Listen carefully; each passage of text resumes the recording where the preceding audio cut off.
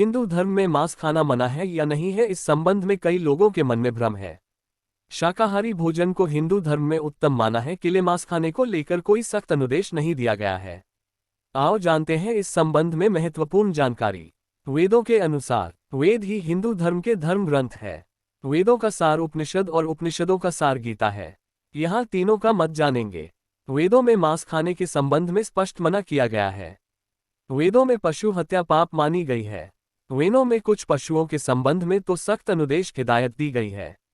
यह पौरुषेण कर्विशा समक्ते यो अश्वयन पशुयातो धान यो अग्न्याया भारती कशीर मग्नेतेशान शीर्षाणी हर्षापी वर्ष ऋग्वेद मंडल 10 सूक्त 87 ऋचा 16। अर्थात जो मनुष्य नर अश्व अथवा किसी अन्य पशु का मांस सेवन कर उसको अपने शरीर का भाग बनाता है, गौ की हत्या कर अन्य जनों को दूध आदि से वंचित रखता है, हे अग्निस्वरूप राजा, अगर वह दुष्ट व्यक्ति किसी और प्रकार से न सुने तो आपसे का मस्तिष्क शरीर से विदारित करने के लिए संकोचगत कीजिए। गीता के अनुसार गीता में मांस खाने या नहीं खाने के उल्लेख के बजाय अन्न को 3 श्रेणियों में विभाजित किया है। 1 सत्व, 2 रज और 3 तम। गीता के अनुसार अन्न से ही मन और विचार बनते हैं। जो मनुष्य सात्विक भोजन ग्रहण करता है उसकी सोच भी सात्विक होगी।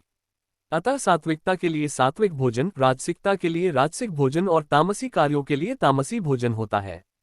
यदि कोई सात्विक व्यक्ति तामसी भोजन करने लगेगा तो उसके विचार और कर्म भी तामसी हो जाएंगे। मांस 2 तरह के होते हैं, राजसिक और तामसिक।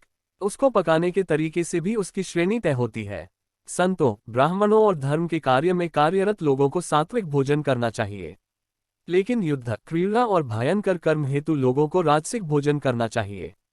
हालांकि तामसिक भोजन कभी नहीं करना चाहिए, क्योंकि यह भोजन राक्षस, पिशाच और असुरों का भोजन होता है। तामसिक भोजन में अच्छे से नहीं धोया गया मांस, बासी भोजन, खराब भोजन, बहुत तीखा और मसालेदार भोजन आदि।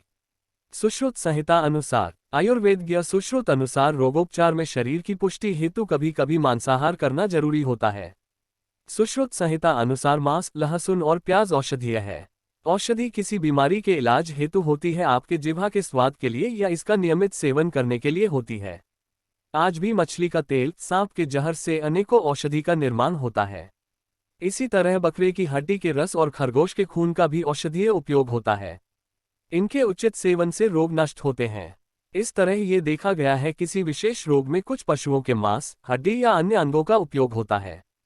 पशु बलि प्रथा, देवताओं को प्रसन्न करने के लिए बलि का प्रयोग किया जाता है। बलि प्रथा के अंतर्गत बकरा, मुर्गा या भैंसे की बलि दिए जाने का प्रचलन है। हिंदू धर्म में खासकर मां काली और कालभैरव को बलि चढ़ाई जाती है। विद्वान मानते हैं कि हिंदू धर्म में लोक परंपरा की धाराएं भी जुड़ती गईं और उन्हें हिंदू धर्म का हिस्सा माना जाने लगा। दरअसल बलि प्रथा कभी भी हिंदू धर्म की देना नहीं है। बलि प्रथा का प्रचलन हिंदुओं के शाक्त और तांत्रिकों के संप्रदाय में ही देखने को मिलता है, लेकिन इसका कोई धार्मिक आधार नहीं है।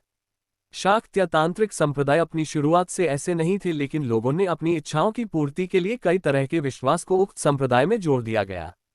पशुबलि की यह प्रथा कब और कैसे प्रारंभ हुई कहना कठिन है, लेकिन इतना तो तय है कि यह वेद, गीता, उपनिषद या पुराणों की देन नहीं है। 2 मार्ग है आत्मा और शरीर का। अतः आपने सामने 2 मार्ग है, पहला है आत्मा का मार्ग और दूसरा है शरीर का मार्ग। यदि आप आत्मा के मार्ग पर चलना चाहते हैं तो आपको अपने जीवन में सात्विक भोजन, गुण और कर्म को अपनाने की जरूरत होगी। यदि आप सांसारिक मार्ग पर चलकर शरीर को पुष्ट करना चाहते हैं तो आपको तय करना है कि आपको क्या खाना और क्या नहीं खाना है। हालांकि हिंदू धर्म मांसाहार खाने की सलाह या अनुमति नहीं देता है। खासकर हिंदू धर्म में अश्व, नर, गाय, श्वान, सर्प, सुअर, शेर, गज और पवित्र पक्षी आदि का मांस खाना घोर पाप माना गया है।